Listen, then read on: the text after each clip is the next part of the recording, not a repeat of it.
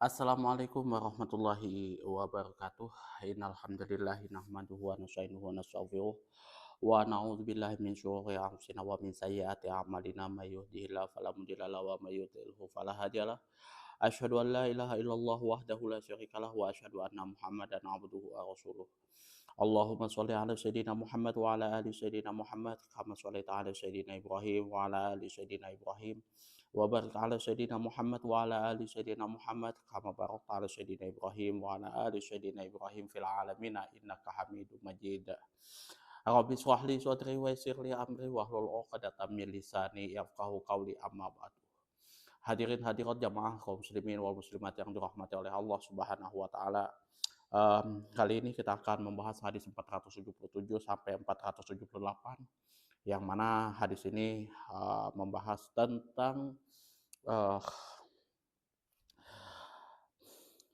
arah seorang khotib ketika berkhutbah ya.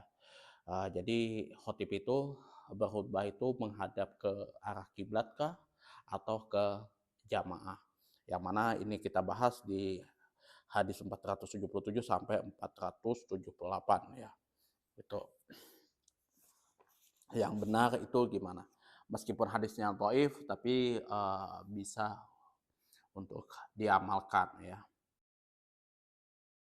Wa an Abdullah bin Mas'ud radhiyallahu anhu qala kana Rasulullah sallallahu alaihi wasallam iza stawa 'alal mimbari istaqbalnahu biwujuhina rawahu Tirmidzi bi isnadin dhaifin walahu syahidun min hadisil Barai inda Ibnu Huzaimah wa an Abdullah bin Mas'ud radhiyallahu anhu dari Abdullah bin Mas'ud semoga Allah meridhoi atas beliau qala telah berkata karena Rasulullah sallallahu alaihi wasallam yang mana Rasulullah sallallahu alaihi wasallam iza stawa 'alal mimbari yang mana ketika Rasulullah sallallahu alaihi wasallam tersebut apabila naik ke atas mimbar istaqbalnahu yang mana beliau ini bertatapan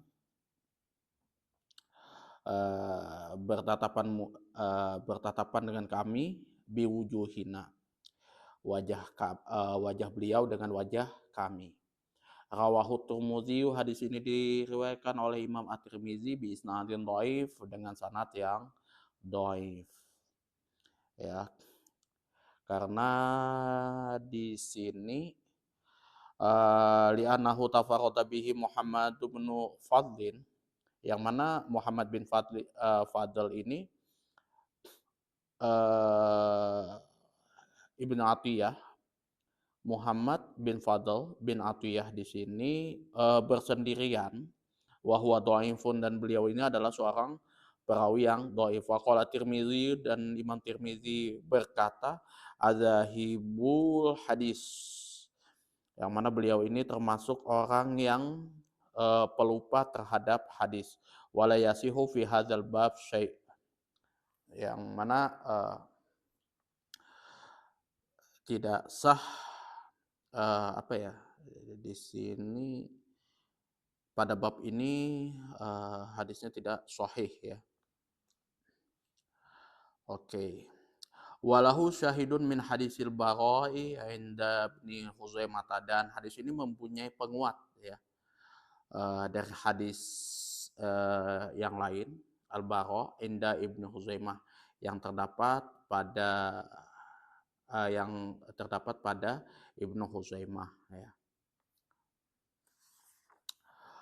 Nanti kita akan bahas di analisis lafadznya seperti apa kedudukan hadis tersebut ya. Nah, kemudian kita lanjut di makna keseluruhannya.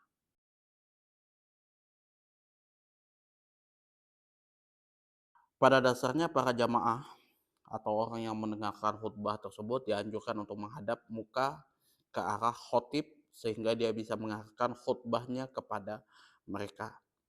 Karena tidak mungkin khutbah dilakukan jika mereka memalingkan muka atau membelakangi khotib ya. Jadi ya posisi wajah seorang jamaah wajah para jamaah yang mendengarkan khutbah Jumat tersebut mesti berhadap-hadapan ya, bertatap-tatapan dengan khotib pada saat melaksanakan khutbah Jumat ya, di situ ya. Jadi uh, kalau misalkan membelakangi kan otomatis ya kita tidak dapat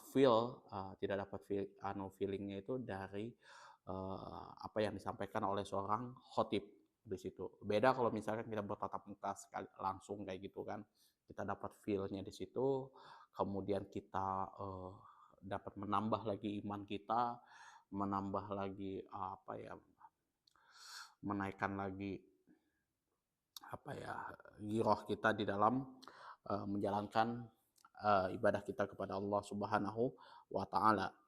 Masalah para pendengar menghadap ke muka arah kiblat ke arah khotib, menghadapkan muka ke arah khotib merupakan masalah yang senantiasa dilakukan oleh para sahabat sehingga dianggap suatu ijma ya, dianggap sebagai suatu ijma ya.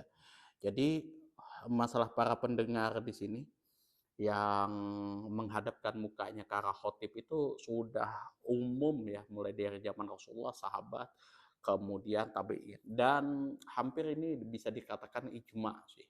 Itu ya, hampir dianggap suatu ijma ya, karena ya walaupun hadisnya itu dhaif, tidak seberapa kuat, tapi ya mau menghadap kemana lagi ya arah wajah kita kalau misalkan nggak ke khotib yang sedang uh, melaksanakan khutbah ya. Nah, nanti kita akan lihat lanjut di pembahasan selanjutnya di analisis lafaz fikih hadisnya ya. Iza stawa 'alal mimbar, di sini maksudnya adalah apabila telah duduk di atas mimbar ya. Dari istawa ya. Mungkin teman-teman sudah familiar ya kalau misalkan Ar-Rahman 'alal arsy istawa kayak gitu kan. Ya istawa yang ada di Al-Quran ya kurang lebih yang ada di hadis. Tapi istawanya Allah Subhanahu wa taala berbeda dengan istawanya makhluk.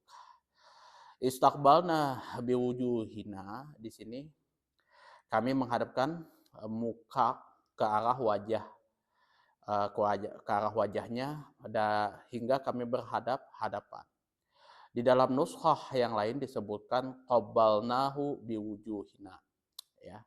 Jadi intinya di sini antara sahabat dengan Rasulullah SAW berhadap-hadapan, bertatap-tatapan seperti itu ya.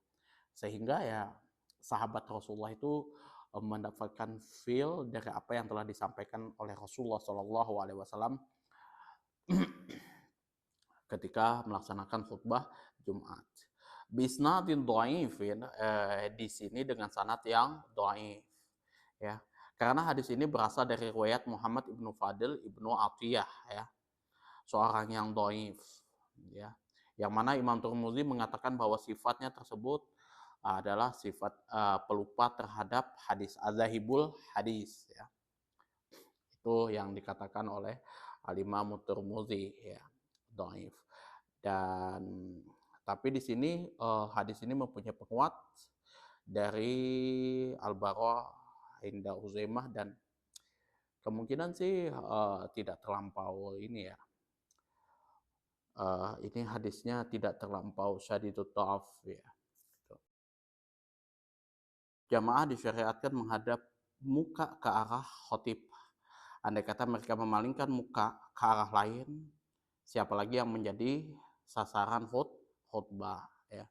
Jadi ya intinya walaupun hadis ini dhaif kayak gitu ya, ini memang dipakai oleh mayoritas para ulama dalam menyampaikan khutbah Jumat ya.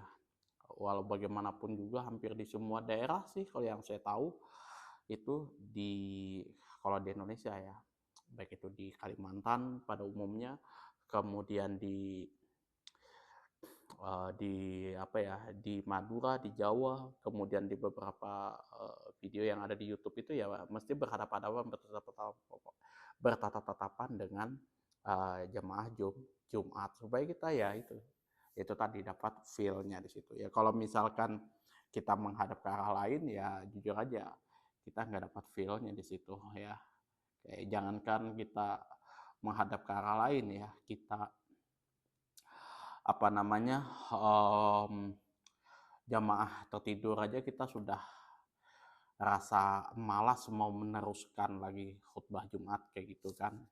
Jadi ya kalau misalkan saya waktu, eee, jadi khotib itu betul-betul saya persiapkan betul matang-matang kayak gitu kan, penekanannya di mana, kemudian ayat yang mesti harus dibahas seperti apa, gitu. Itu ya, memang seperti itulah. Ya untuk menjadi seorang khotib, menjadi seorang ustadz itu ya jujur aja sih persiapannya mesti harus sangat matang, tidak sembarangan, dan juga ya keilmuannya juga mesti harus tidak diragukan lagi, kayak gitu kan. Walaupun ya kayak seperti saya ini ya jujur aja sih, ya masih dalam standar kalau misalkan usus TNU itu ya saya itu masih pemula lah kayak gitu kan. Kalau untuk kategori Ustadz TNU kayak gitu ya, pemula, masih ya tahapan jangkrik lah kayak gitu kan. Karena jujur aja sih, kalau saya itu paling mentok saya menguasai kalau ilmu nahu itu ya sampainya di alfiah kayak gitu. Itu pun juga saya sudah nggak begitu kuat lagi ingatan saya masalah nahu kayak gitu kan. Kalau dulu masih kecil itu ya uh, jurumiyah, kemudian matan jurumiyah itu ya, al kalamu walafzul murakabul mufidu bil wada kayak gitu kan. uh, apa itu lafat itu kan asautu mustamilu ala ba'dil hurufil hijaiyah kayak gitu. Apa itu murakab mata rakaba min kalimatain faksa kayak gitu kan.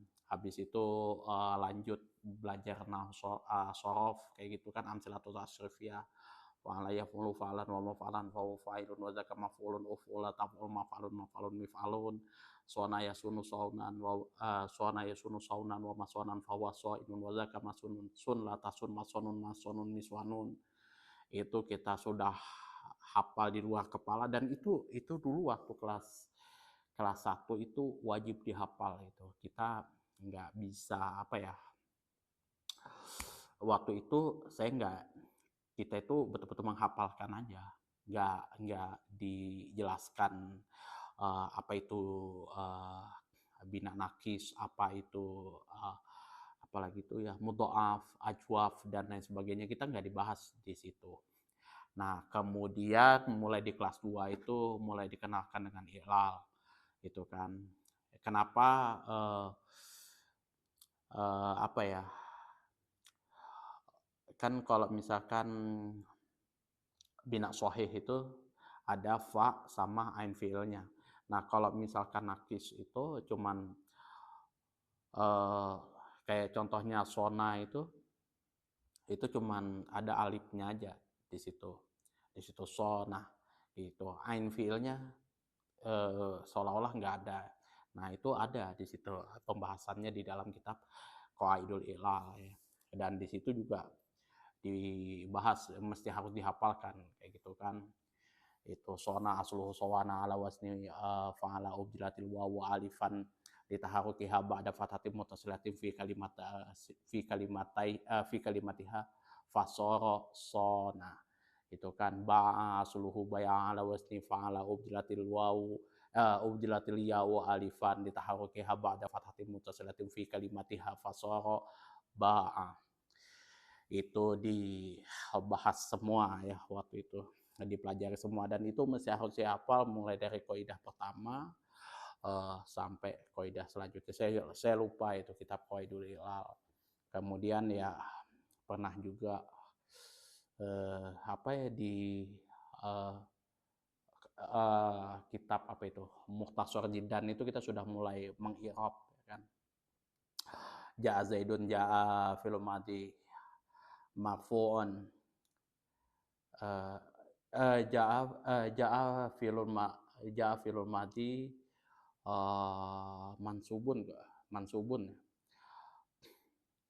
mansubun wa alamatun nasbihi fathatun zahiratun fi akhirih. Zaidun fa'iluhu marfu'un wa alamatu raf'ihi dhammatun dhahiratun fi akhirih. Kemudian doroba itu kan ada maf'ulnya tuh. Maf'ulnya itu mesti mansub. Wa alamatu nasbihi dhammatun dhahiratun fi akhirih, itu dasar-dasarnya. Belum lagi lanjut ke kitab mutamimah, kemudian kawakib dan lain sebagainya gitu kan. Sampai mentok saya tuh belajar di kitab apa namanya itu, Alfiyah Ibnu Aqil ya, syarahnya itu. Itu pembahasannya jujur aja lumayan menguras emosi juga di situ ya. Kita di awal-awal aja sudah diputar-putar kepala kayak gitu kan. Biasanya ya kalau misal di dalam kitab Mukhtasar Jidan itu tanwin itu ya cuman hanya nun mati di akhir kalimat kayak gitu kan. Itu pembahasan tanwin. Nah, kalau pembahasan tanwin di dalam kitab apa namanya, Ibnu Aqil itu, Alfiyah Ibnu Aqil itu dibagi 4 itu lagi dibagi berapa? Lagi ada tanwin takhir, tanwin apa ya, iwad, tanwin apa lagi itu. Tuh lupa saya itu. Tuh lumayan banyak itu. Mubtada ibtida, babul ibtida aja itu banyak lagi pembahasannya di situ. Yang biasa mubtada khobar itu cuman ya simpel-simpel aja kalau di dalam kitab Jurumiyah kayak gitu kan. Nah, di kitab Alfiyah Ibnu Aqil itu ya lebih jauh lagi dia detailkan kayak gitu. Makanya kalau misalkan belajar nahwu itu ya mesti harus runtut kayak gitu, mulai dari matan Jurumiyah, kemudian Mukhtasar Jidan, kemudian dari Mukhtasar Jidan nanti lanjut ke Imriti. Imriti itu ya biasanya dia masalah syair-syair yang ada di kitab Jurumiyah gitu kan. Lanjut ke syarahnya Mutamimah, Kawakib, baru Alfiyah. Kalau nggak salah Kawakib, yang menjadi penghubung antara Alfiyah sama ini nanti ya Jurumiyah. Tuh. Nah, baru nanti selanjutnya soroh pun begitu, amsalatul tasyrifiyah, qawaidul ilal, qawaidul imla dan lain sebagainya itu dibahas ya. Jadi ya kalau menurut saya sih menjadi ustadz untuk kalangan pondok pesantren itu gimana ya, kalau menurut saya sangat berat sekali ya berbanding dengan ustadz-ustadz yang ada biasa di TV gitu kan. Ya kalau kita menjadi ustadz itu ngaji dulu, banyak kitab yang harus kita kuasai kayak gitu kan. Kalau kita mau mendalami ilmu fiqh, pasti kita membahas kitab-kitab yang ada di dalam kitab fiqh kayak gitu kan. Mulai dari Safinatun Najah, Sulamul Taufik, Fathul Qarib, kemudian yang paling jelimet itu lupa lagi saya tuh. Nah, itu juga ada di situ kan. Nah, baru Kifayatul Ahyar dan seterusnya di situ. Tuh. Itu mengharokatinya pun juga, membacanya tuh juga. Kalau teman-teman lihat di channelnya Gus Zaka atau Gus Yaini, wah itu diteliti betul itu mahnya. Ini ma mausul. Ma mausul itu mesti ada silahnya di situ, ada pelengkap sehingga isi mausul itu dia mempunyai makna kayak gitu. Silahnya di mana? Kemudian habis silahnya itu kita harus cari domirnya, domir yang kembali kepada isi mausul kayak gitu. Ya, isi mausul itu yang biasa umum kita lihat itu aladzi, aladzani, aladzina, alati, alatani, aladzina.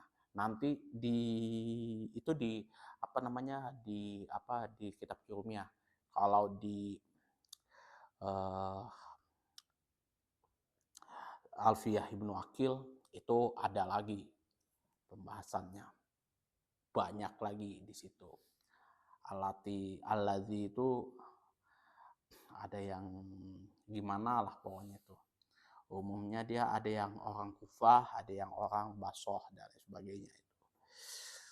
Pokoknya sudahlah kalau aku dulu saya dulu waktu belajar nahwu itu sudah khatam jurumiyah waktu itu, wah sudah lega, sudah artinya kelar, sudah masalah kan. Ternyata ada lagi kita mutasor jidan. Habis itu sudah mutasor jidan, ada lagi mutamimah, ada lagi imriti, ada lagi kawakib, ada lagi alfiyah ibnu akil. Pokoknya nggak ada habis-habisnya itu ya.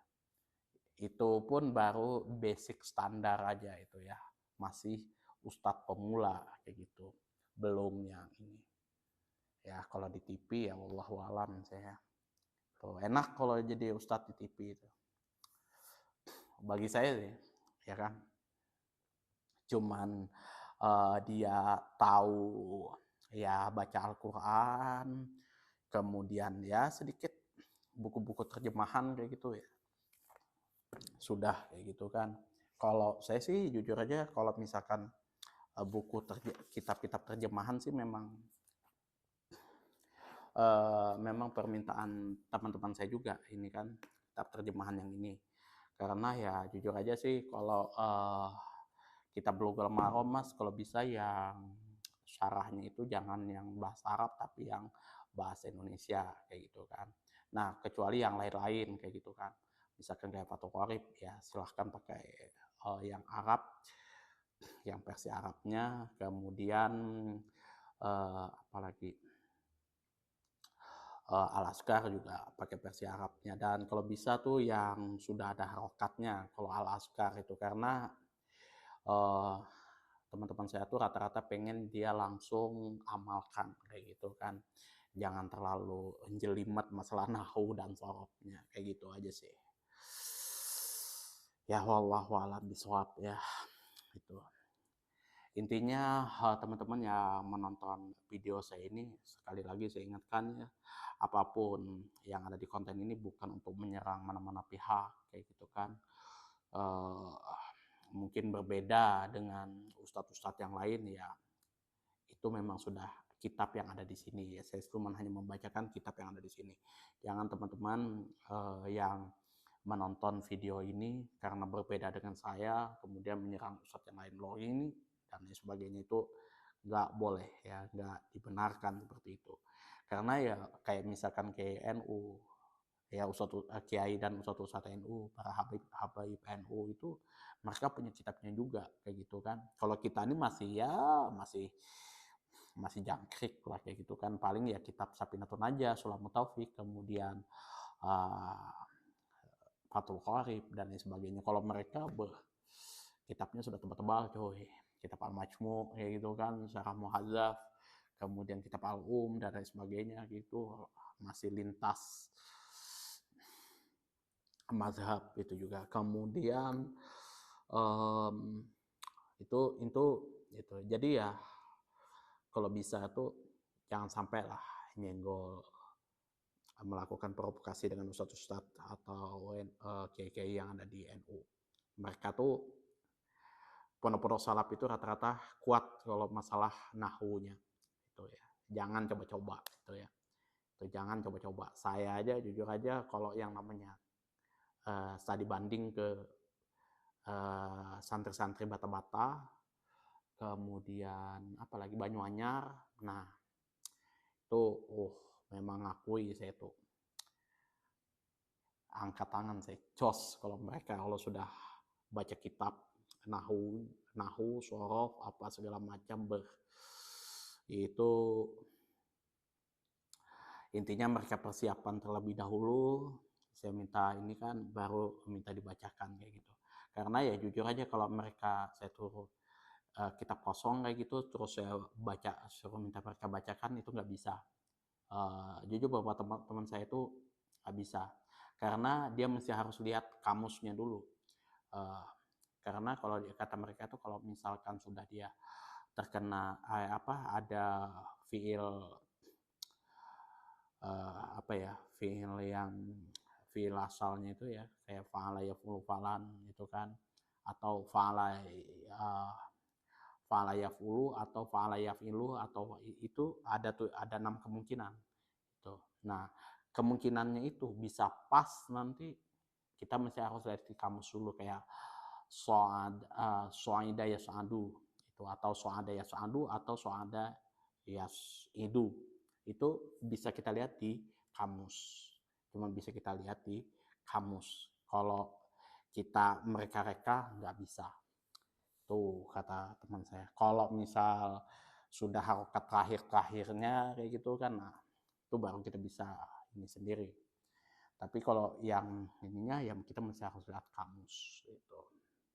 Jadi ya nggak bisa Mas Wahim kalau misalkan saya langsung sampai tembak langsung diri. Tapi begitu mereka mempersiapkan betul-betul matang-matang, wow, jos itu. Saya contoh ya kayak Gus Jaka itu atau Gus Jaini itu ya, nggak tahu saya namanya. Itu kalau membaca kitab, mantap, betul-betul detail dia itu. Ini ma-nya kembali kemana, kemudian domir hu atau ha-nya itu kembali kemana, itu lengkap, dia disiplin dia itu. Dan sudah otomatis kalau misalkan dia mengartikan itu ya sesuai daripada apa yang ditulis oleh musonif kitab tersebut. Kemudian juga apabila konten ini tidak sesuai dengan ekspektasi teman-teman, sekali lagi ya saya mohon maaf yang sebesar-besarnya itu ya. Apabila ada saran, kritikan, masukan, dan juga pertanyaan, silahkan sebagaimana biasa teman-teman atur di kolom komentar. Assalamualaikum warahmatullahi wabarakatuh.